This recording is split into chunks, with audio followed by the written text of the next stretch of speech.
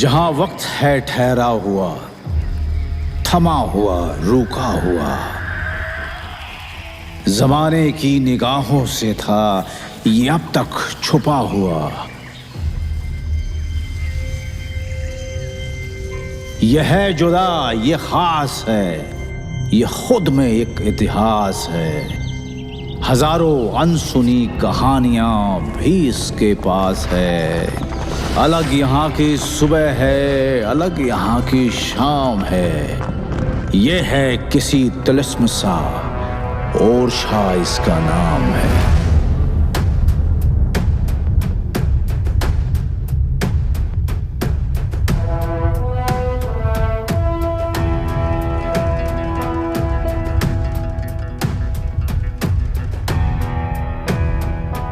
ओरछा राजपूत राजाओं की आन बान और शान का प्रतीक।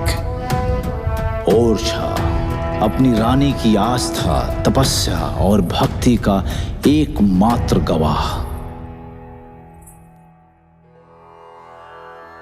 कहते हैं एक बार ओरछा की रानी भगवान राम को ओरछा लाना चाहती थी।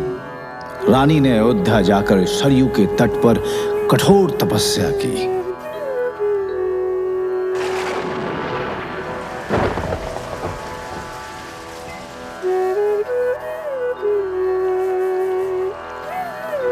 रानी की तपस्या से प्रसन्न होकर भगवान राम प्रकट हुए और बोले, मैं तुम्हारी इच्छानुसार ओरछा अवश्य चलूंगा, किंतु मेरी 3 शर्तें हैं।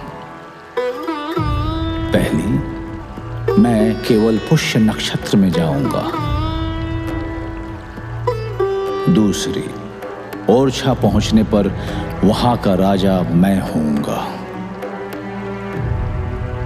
और तीसरी, वहां ले जाके तुम मुझे जिस स्थान पे बिठाओगे वहीं मेरा सिंहासन होगा, जो राम राज के नाम से जाना जाएगा।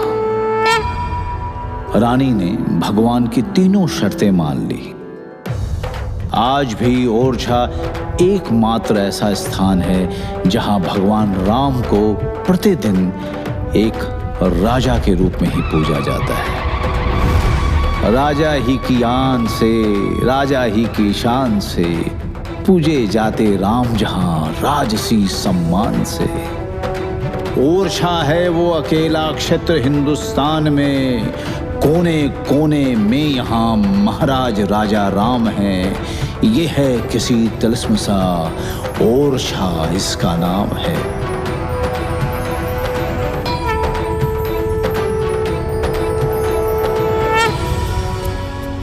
ओरछा आसमान को छूती ये छतरियां पहरेदार सी दिखती हैं। आज भी अपने महान राजाओं की याद में खोई हुई सी लगती हैं।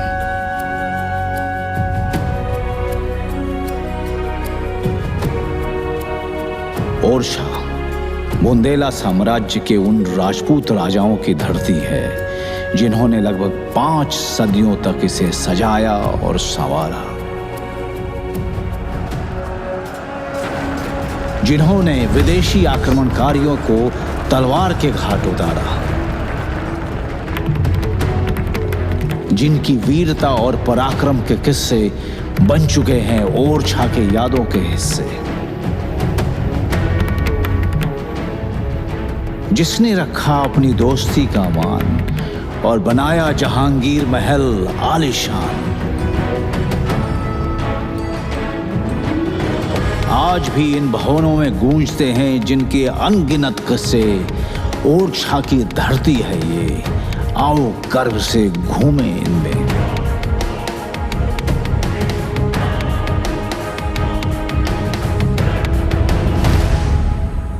ओरछा की संस्कृति सर्वधर्म संभाव वाली गंगा जमनी तहजीब की बेमिसाल बानगी रही है। यहाँ के शाही परिवारों ने हमेशा कला, संगीत और नृत्य को भरपूर संरक्षण दिया। आज भी भारतीय संगीत के लिए मशहूर ग्वालियर और मैहर घराने इस परंपरा की जिंदा मिसालें हैं।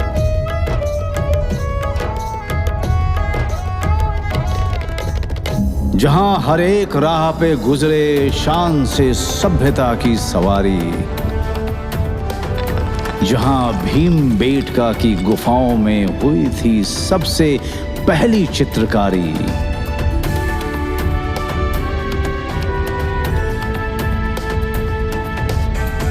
जहां सांची स्तूप हमें देते हैं आज भी बुद्ध का ज्ञान, जहां खजुराहो के मंदिर हैं, जहां हर धर्म का सम्मान,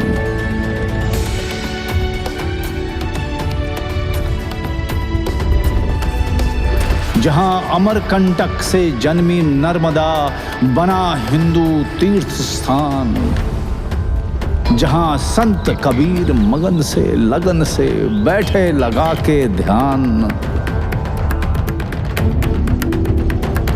आज भी, जी हां आज भी इन धर्मों का, संस्कृतियों का जहां समावेश है, वो अपना मध्य प्रदेश है।